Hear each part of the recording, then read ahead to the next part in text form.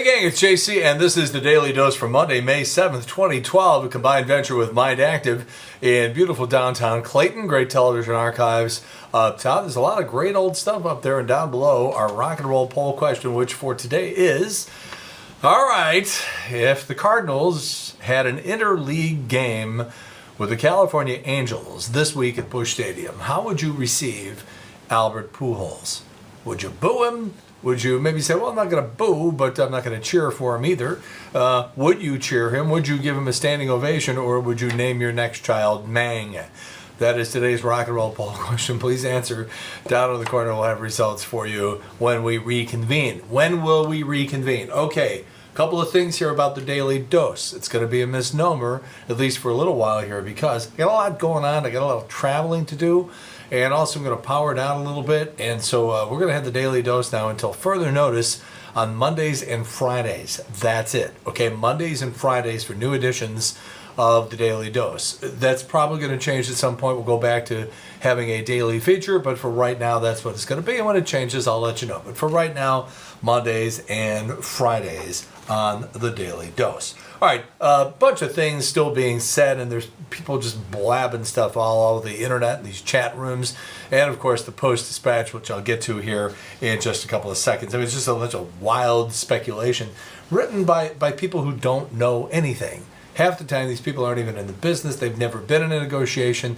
Some of them never even worked at a radio station. And again, these are people who just have a laptop and an internet connection, and they have found places to blab stuff. And they just, they might be fine, nice, upstanding people, pillars of the community other than this. But something happens when people start talking about radio and media in this town, and people just start yapping away about things they don't know anything about. So you come to me, I'll tell you what's going on. Let me tell you a couple of other things that I missed last time, okay? What would you say to somebody who said, okay, well, we have the most popular feature that you've ever done? Perhaps, shall we say it again? This is just... we're speaking in general terms here. Let's just say, for example, that you did a big opening day radio baseball show on the first day of the baseball season, and you had sound bites and clips and interviews and just all sorts of stuff. And let's just say, for example, that was one of the things that put you on the map, one of the things that people who even don't like you still like that you do. And let's just say that show had been nationally recognized, and maybe that they even said, we would like a copy of this in the archives at the Baseball Hall of Fame in Cooperstown. Let's just say that were the case. Again, purely hypothetical here. What would you say if you were working someplace at a radio station, for example, where they said, oh yeah, we're not going to do it this year? Wouldn't you wonder that you had to fight to get that put on the air? Okay, let's move on. What would you say if you worked at, just again, hypothetically here, a radio station? And the guy running the place started almost everything he said by saying, look, I don't know anything about programming, but, and then continued to talk and say things about programming and make decisions about programming. Well, you've already negated everything you said because you said, well, I don't know anything about programming, but. That's a big but right there. And I like big butts, and I cannot lie. All right, what would you say about someone who didn't know anything about programming, admitted it, and then went on to make all the programming decisions? What would you say if you were, again, speaking hypothetically here, you were on a radio station, and a little song, a little feature, a bunch of stuff that you had played for years and years and years, and it was fine at all the other radio stations you worked at, but all of a sudden, somebody said to you, you can't play that here anymore. And you say, why? You'd say, because one guy complained. And you say, really? So all it takes is one complaint, and you're going to shut the whole thing down? And then what if you did a little research into the guy who made the complaint? You found out that he ran a business that President Bush, when he was in office, visited when he was here in St. Louis. Wouldn't you think to yourself, well, this guy, well, never mind. Let's just say that there was a big comedian with a show on HBO, and he was coming to town, say, for example, I don't know, maybe like the Family Arena.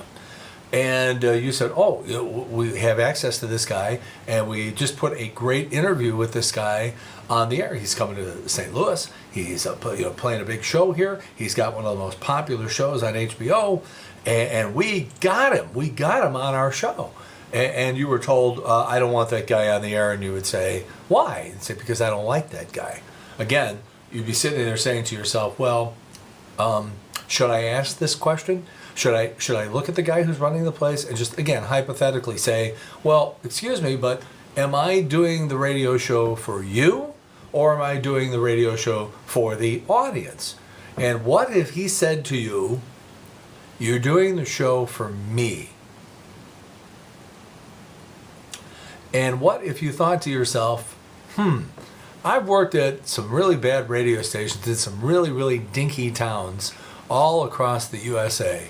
And in 35 years, I've never had a person running a radio station say anything that completely absurd and irresponsible and, quite frankly, dangerous.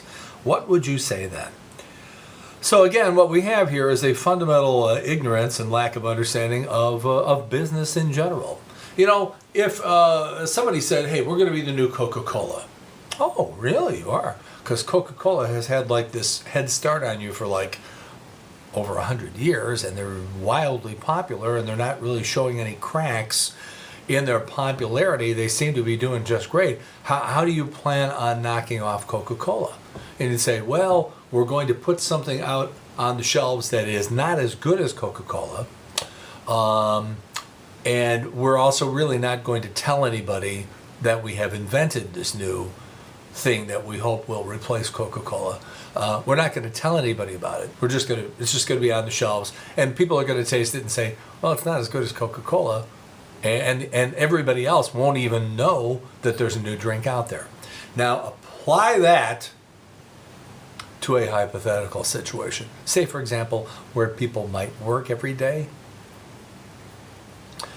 Lack of fundamental knowledge and understanding of how business operates.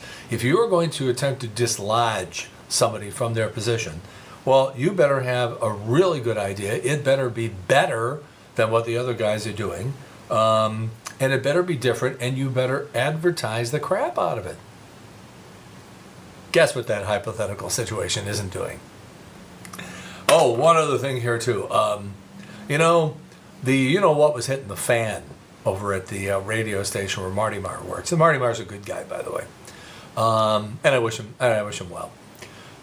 So here's the deal: that 9 to noon show on KFNS, they were gobbling up $180,000 a year in salary on a 9 a.m. to 12 noon show for two guys. $180,000. That is wildly disproportionate to the amount of money that you ought to be spending on an all-sports station on AM on the 9 to noon show. That is incredibly outrageous amount of money to split between two guys. And again, it was not split proportionately. One guy was making a lot more than the other guy, but nonetheless.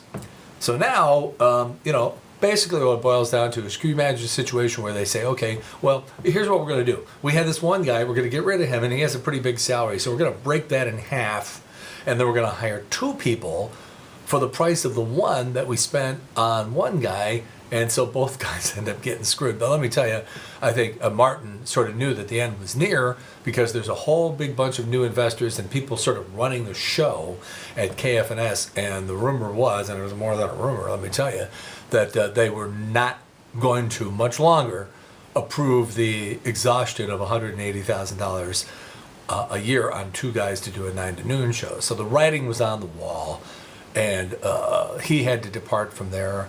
And it's just nice to hear somebody talk about this stuff who has at least some idea what they're talking about. Who would not fall into that category? Who knows none of these things, has printed none of these things, is just printing the company line because she works at the radio station she's reporting on? Well, that's a good way to get a fair, accurate, impartial version of what's going on, isn't it? Just take the company line and just... It's just funny because all these things are going on. You haven't seen any of it in the paper because, again, rampant incompetence. So if you want to know what's going on, ask somebody who knows. Okay? Ask somebody who knows. All right, JC's Eye Candy today. I was up in Chicago doing some work at WGN about 2 weeks ago, and they got that giant Marilyn Monroe statue. Thing is huge, and tell me you wouldn't have taken the same picture. We have 2 photographs from Chicago for you on JC's Eye Candy. Please enjoy. Again, rock and roll poll question.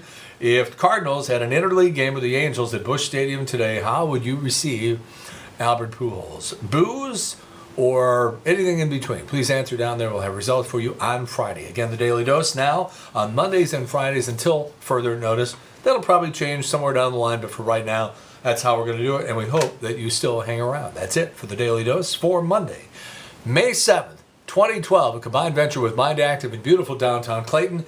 And in the meantime, we've beaten this one to death. Have a good one. See you later. Bye.